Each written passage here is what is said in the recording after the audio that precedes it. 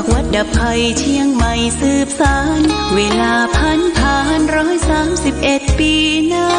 นไกลวัดพระบาทอุดมรุ่งเรืองงามตาเจ้าน้อยบุญทาวงศาข้าหลวงบวงเชียงใหม่ปกครองหัวเมืองฟ้าทุ่มเทแรงกายแรงใจทุกชาติพันธุ์รวมใจรักษามัคคี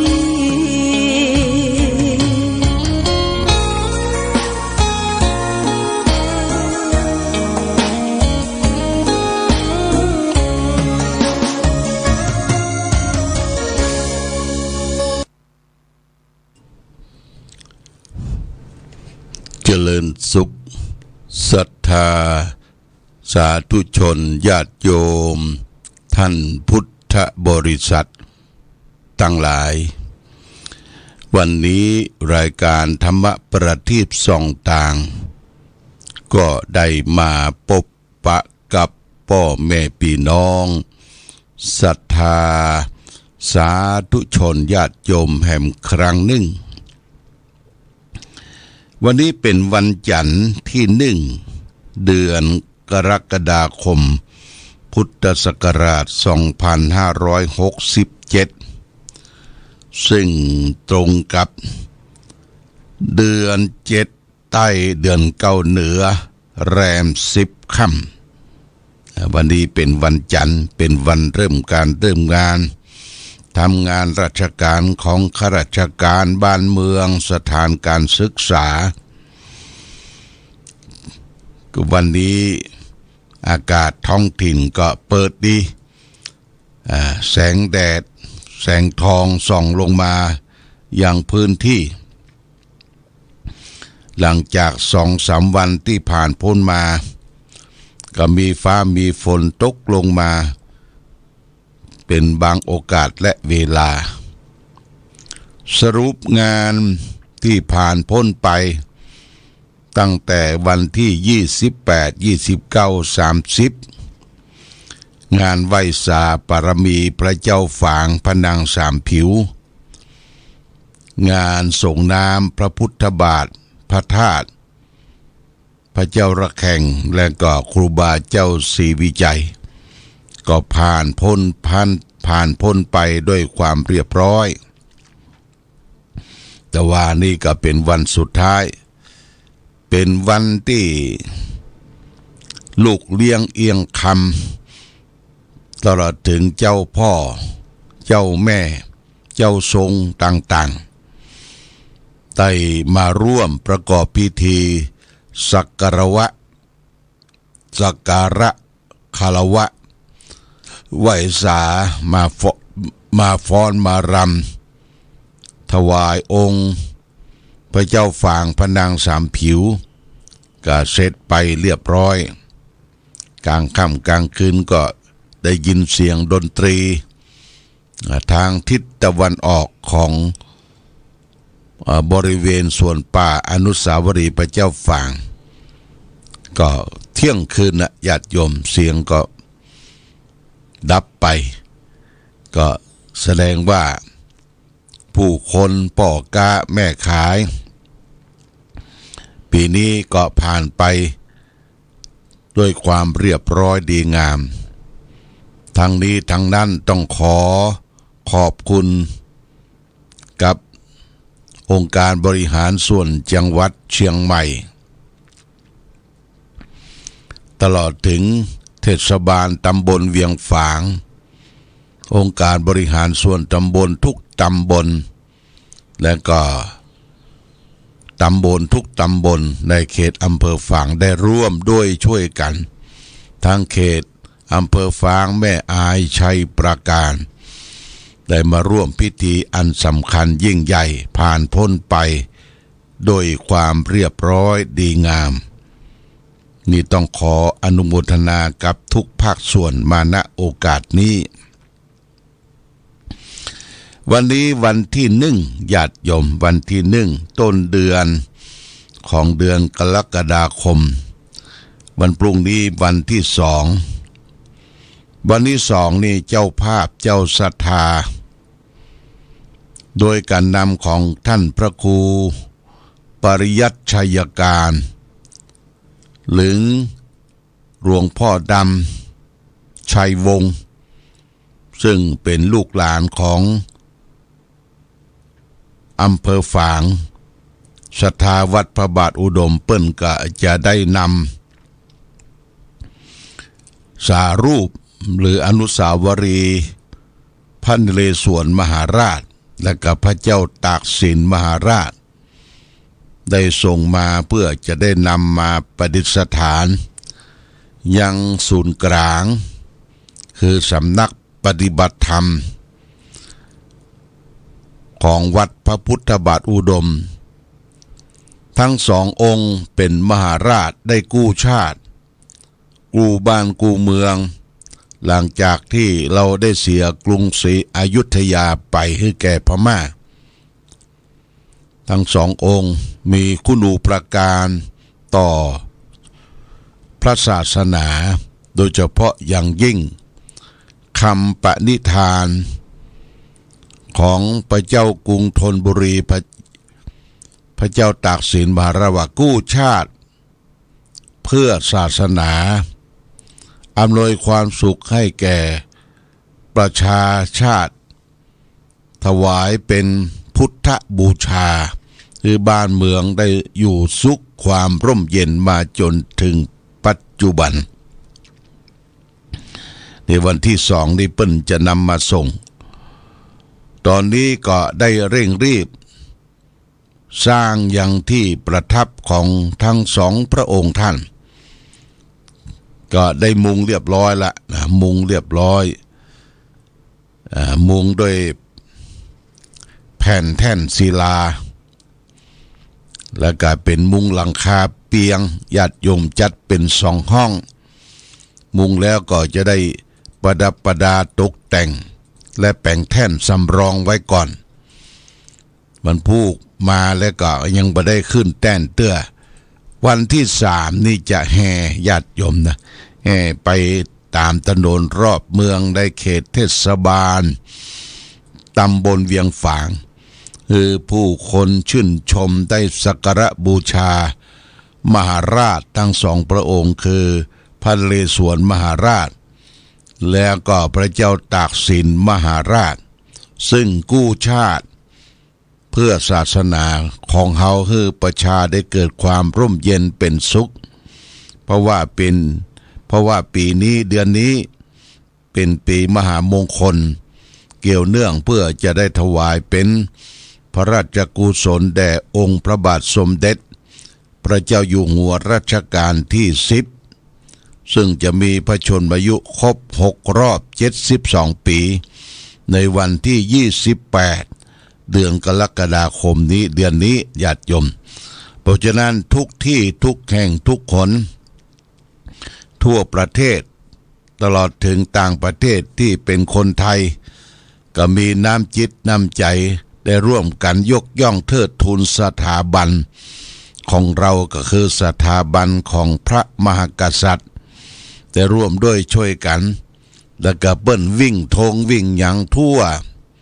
ประเทศนะทั่วประเทศแล้วก็จัดโต๊ะหมู่บูชา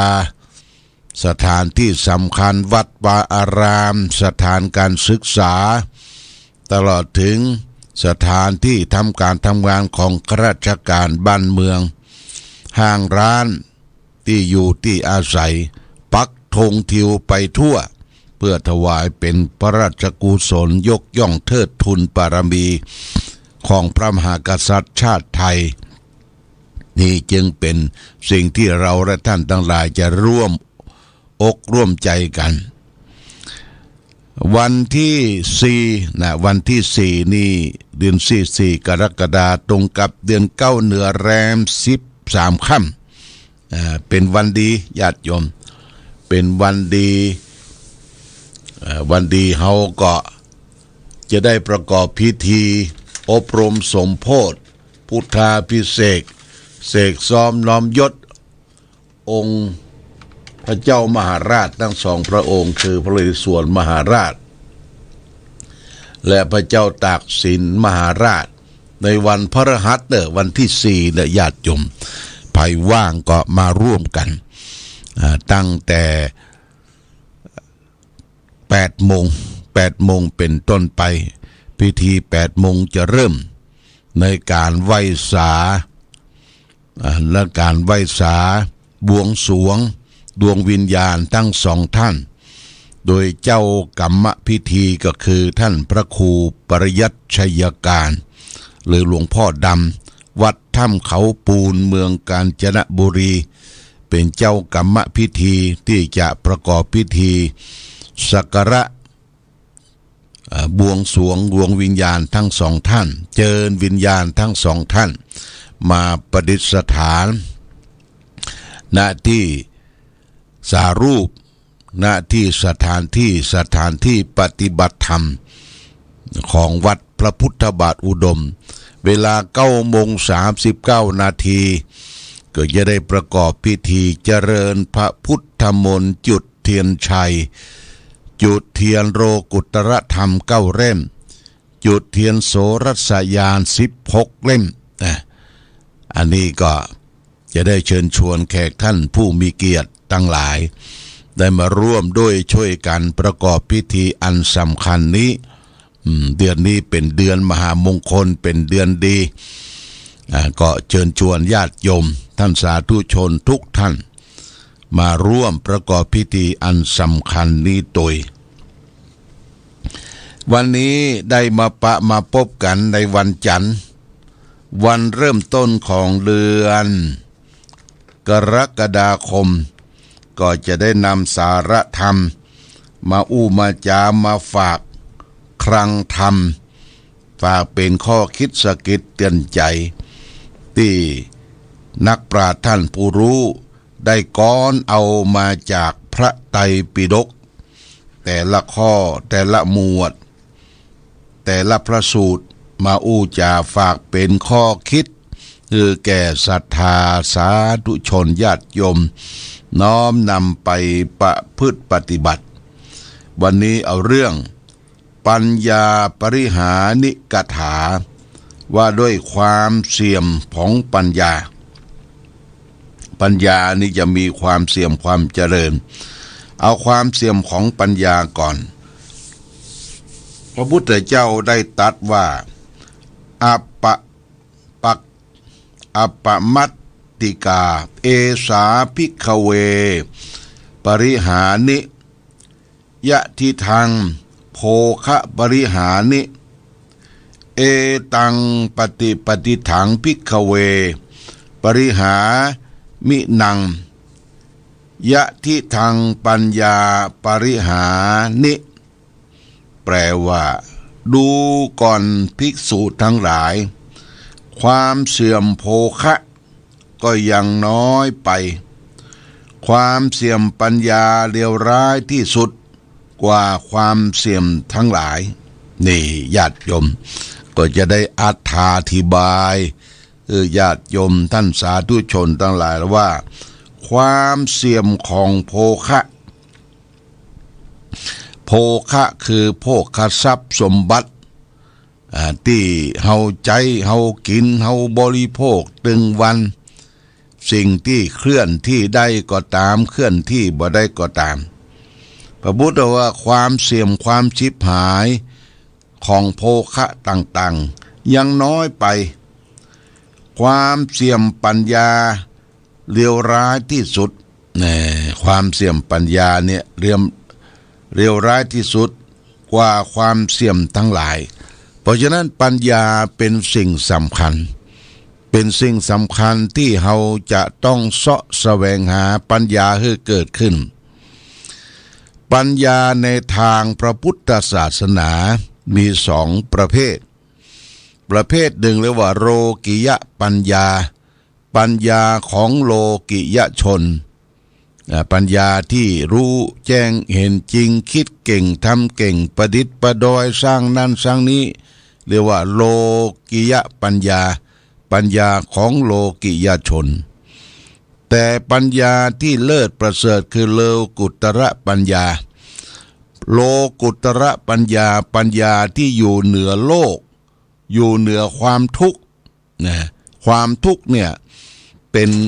สิ่งสำคัญปัจจัยที่มนุษย์คนเราได้ประสบความทุกข์ก็คือปัญหาที่เกิดขึ้นกับเราและท่านทั้งหลายปัญหาตัวนี้พระพุทธเจ้าได้แก้ได้ไขได้รู้แจ้งเห็นจริงในปัญหาในกองทุกข์ของทุกท่านทุกคนแต่ปัญญาที่เกิดขึ้นได้ในส่วนนี้ก็จะต้องมีการฝึกฝนอบรมเริ่มตั้งแต่การประพฤติปฏิบัติธรรมการประพฤติปฏิบัติธรรมเริ่มตั้งแต่ปฏิบัติสมถกรรมฐานและวิปัสสนากรรมฐานสมถกรรมฐานนี่ญาติโยมเป็นกรรมฐานเป็นอุบายทำให้เกิดจิตใจสงบจิตใจมีสมาธิมีความตั้งมั่นนี่สิ่งสำคัญนะจิตใจเราต้องตั้งมั่นเมื่อจิตใจมีสมาธิมีความตั้งมั่นและปฏิบัติขั้นต่อไปก็คือวิปัสสนากรรมฐาน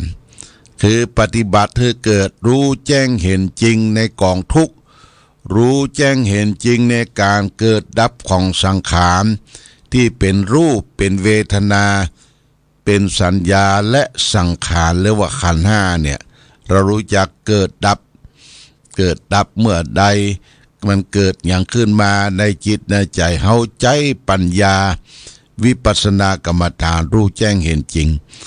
เมื่อวิปัสสนากรรมฐานรู้แจ้งเห็นจริงในการรู้ทุกข์รู้ปัญหาทั้งหมดเฮาก็มีปัญญาแก้ไขปัญญาที่จะเกิดขึ้นมาเองเลยว่าโลกุตระปัญญาโลกุตระปัญญาที่อยู่เหนือโลกปัญญาตัวเนี้ยสำคัญในทางพระพุทธศาสนามีปัญญาเหมือนมีทรัพย์อยู่นับแสนมีปัญญาละทรัพย์อื่นไม่คลาดแคลนปัญญาเหมือนกับทรัพย์แสนโกฏโทษไม่มีญาติโยมถ้าใครมีปัญญาเนี่ยเอาความแก้ไขปัญหาทุกข์อันเกิดขึ้นที่จิตที่ใจที่เราได้ประสบทางความโลภความโกรธความหลงโดยใจปัญญาพิจารณาเราก็มีจิตใจปลอดโปร่งโล่งเรียกว่าอยู่อย่างผู้เป็นอิสระบ่มีพันธะผูกพันเรื่องด้านเรื่องนี้เนี่ยปัญญาตัวเนี้ยจะไปให้มันเสื่อมความเสื่อมของโภคทรัพย์ทั้งหลายอันบ่แน่บ่นอนทิ้งที่เกิดขึ้นแล้วก็ตั้งอยู่ดับไปโภคทรัพย์ที่เฮากินเฮาใจเฮาบริโภคเปิดว่าความเสื่อมเหล่านั้นยังบ่เต้าความเสื่อมของปัญญาเนี่ยปัญญาเนี่ยสำคัญนะญาติโยมทีนี้เมื่อความเสื่อมเรารู้ละสาเหตุต่อไปปัญญาวุฒิกถาว่าด้วยความเจริญด้วยปัญญานี่ความเจริญมันจะมีมาได้จะใดเราจะมีวิธีการอย่างใดพระพุทธเจ้าตรัสว่าอัปปมัตติกาเอสาภิกขเววุฒิยะทิทังโลครุวุฒิเอตะภักขังภิกขเววุฒิงนังยะทิทังปัญญาวุฒิแปลว่าดูก่อนภิกษุทั้งหลายความเจริญด้วยโภคะก็ยังน้อยไปความเจริญด้วยปัญญาเป็นเลิศกว่าความเจริญทั้งหลายนี่พระพุทธเจ้าตรัสว่าความเจริญที่เราได้ทรัพย์สมบัติพัสถานได้กินได้ใจได้นำมาเป็นประโยชน์ที่สร้างครอบสร้างครัวเลี้ยงลูกเลี้ยงเต้าความเจริญสิ่งเหล่านั้นถึงแม้ว่าจะมีบางคนมีเงินมีทองก่อกองมากมายเป็นหลายโกฏหลายล้าน ก็ยังบัดเต้าความเจริญของปัญญาความเจริญของปัญญาทั้งหลายเนี่ยล้ำเลิศประเสริฐยิ่งญาติโยมนะล้ำเลิศประเสริฐยิ่งนี่ฝากเป็นหลักคิดแก่ศรัทธาสาธุชนญาติโยมท่านพุทธบริษัททั้งหลายปัญญาเป็นสิ่งสำคัญปัญญามีสองคือโลกิยะปัญญาปัญญาของโลกิยชนที่อยู่ในโลกเนี่ยเช่นการคิดเก่งทำเก่งดำเนินชีวิตโดยความซื่อสัตย์สุจริตส่วนนี้เรียกว่าโลกิยะปัญญาปัญญาที่สำคัญนั่นก็คือโลกุตระปัญญาปัญญาที่อยู่เหนือความทุกข์อยู่เหนือปัญหาทั้งหลายคนเฮามันมีปัญหานะญาติโยมนะทุกคนมีปัญหาคือความทุกข์ที่อยู่ในจิตในใจในกายเฮา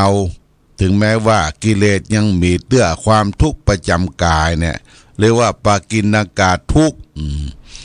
เพราะอยากกินอยากขับอยากถ่ายอยากหลับอยากนอนอยากสืบพันธุ์อยากจะทำอย่างทุกสิ่งทุกอย่างอันนี้เปิ้นห้องว่าปากิณกะทุก108บ่เต้าแต่นั้นทุกที่มันจรมาอาศัยที่เฮาเลี้ยงไว้ถึงวันไผบ่แก้บ่ไข่ก็เหมือนกับดินพอกหางหมูทุกเกิดเพราะความโลภทุกเกิดเพราะความหลงทุกเพราะเกิดจากความ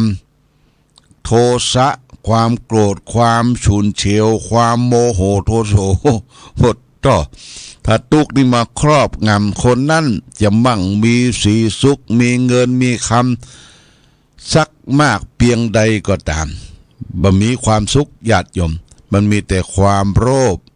ยินดีอยากได้ต้องการมีความโกรธความฉุนเฉียวมัวโหคิดอาฆาตพยาบาทมาร้ายต่อบุคคลอื่น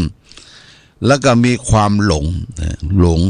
โลภโกรธหลงเนี่ยกิเลส3ตัวความหลงนี่ยิ่งใหญ่ญาติโยมหลงหลงตางคืนได้หลงจิตหลงใจคืนยากอันนี้เรียกว่ามีความหลงเกิดขึ้นแล้วก็แก้ไขความหลงด้วยปัญญานะญาติโยมปัญญาก็เกิดจากการภาวนาทำให้เกิดปัญญาอย่างนี้เป็นต้นวันนี้ได้มาพบก็จะเล่าเรื่องญาติโยมท่านสาธุชนทั้งหลายว่าประเดี๋ยวนี้ที่สร้างพุทธมณฑลประจำจังหวัดเชียงใหม่ณที่บ้านโทกเสืออำเภอดอยหล่อนะทางทิศตะวันตกอำเภอดอยหล่อเปิ้นได้รับอนุมัติมีพื้นที่ประมาณ990 ไร่90 ไร่เนี่ยท่านเจ้าคณะจังหวัดเชียงใหม่หลวงพ่อท่านพระเทพมังคลาจารย์พร้อมด้วยคณะกรรมการพัฒนาที่จะสร้างพุทธมณฑลเพิ่นจะได้แบ่งเป็นโซนญาติโยมโซนนั้นเป็นโซนของสังเวชนิยสถาน4 ตำบลคือโซนประสูติของพระพุทธเจ้าโซนตรัสรู้ธรรมของพระพุทธเจ้าโซนที่พระพุทธเจ้าแสดงธรรมปฐมเทศนาและโซนสุดท้ายคือโซนเสด็จดับขันธปรินิพพานเนี่ยทั้ง4 โซนเพิ่งก็จะแบ่งเป็นอำเภอไปคือไปดูแลช่วยเหลือปรับปรุงสถานที่มีการปลูกต้นไม้มีการพัฒนาสถานที่มีการสร้างอาคารที่สำคัญทางอำเภอฝางอำเภอแม่อายและอำเภอชัยประการหลวงพ่อท่านเจ้าคณะจังหวัดเชียงใหม่ก็ปรึกษาทางคณะสงฆ์ไปเป็นบางส่วนทั้ง3 อำเภอว่าจะได้ มีส่วนร่วมในการสร้างพุทธมณฑลเชียงใหม่เปิ้นก็แบ่งให้เป็นโซนเสด็จดับขันธปรินิพพานทั้ง3อำเภอนี่นะแต่ว่าเราจะได้ไปร่วมด้วยช่วยกันจะได้ห่อเข้าติดไปปลูกต้นไม้อาจจะต้นวาสาหรือกลางพรรษาเนี่ยญาติโยมจะได้ไปปลูกต้นไม้จะไปดูสถานที่นี่บ้านโทกเสือที่อำเภอดอยหล่อเขาจะไปเมื่อใดก็จะประชุมอู้จากขันคำนึ่งสิ่งที่เราจะได้ร่วมกันปลูกสร้างก็คือองค์พระนอนพระนอนและญาติโยมพระนอนที่พระพุทธเจ้านอนแบบสิงหสายญาติเสด็จดับขันธปรินิพพานแต่ว่าท่านเจ้าคุณก็เอาแบบชิดเอาแบบถ่ายรูปมาโชว์ให้พ่อฝากว่าจะต้องก้อยเป็นก้อยไปก้อยทำไปบัดนี้ดีอกดีใจว่าได้สถานที่ละสถานที่เพิ่นจะได้ปลดได้แปลง4ตำบลเปิดให้พ่อแม่พี่น้องศรัทธาญาติโยมได้ไปไหว้ไปสาไปสักการะบูชาจะมีถ้ำมีน้ำตกจะได้ไปร่วมกันพัฒนาพุทธมณฑลเชียงใหม่ตอนนี้บ่ต้องบริจาคเตื้อเน้อญาติโยมถ้าบริจาคต้องการเมื่อใดเขาก็จะขอความร่วมมือกับทุกท่านทุกคนได้มีส่วนร่วมในการสร้างพุทธมณฑลอย่างน้อยคนละ20 บาทนี่ก็ดีละญาติโยมนะคนละ20 บาทประชาชนทั้ง3อำเภอได้มีส่วนร่วมหลังคาเรือนกี่คนก็ว่ากันไปอันนี้ก็แจ้งเป็นฐานเบื้องต้นเราและท่านทั้งหลายได้รับทราบมาณโอกาสนี้วันนี้รายการธรรมประทีปส่องต่างได้มาพบญาติโยมท่านสาธุชนทั้งหลายก็พอสมควรแก่กาลเวลาขอความผาสุขความมีธรรมจงบังเกิดมีแก่ศรัทธาสาธุชนญาติโยมทุกท่านรายการธรรมประทีปส่องต่างต้องขอลาก่อนขอผู้ฟังจงตั้งมั่นจิตหันษาด้วยธรรมะขององค์พระพุทธาได้นำพาให้เกิดความสุขสงบเย็นขอเจริญพรประเทศไทยรวมเนื้อชาติไทย ธงชาติและเพลงชาติไทย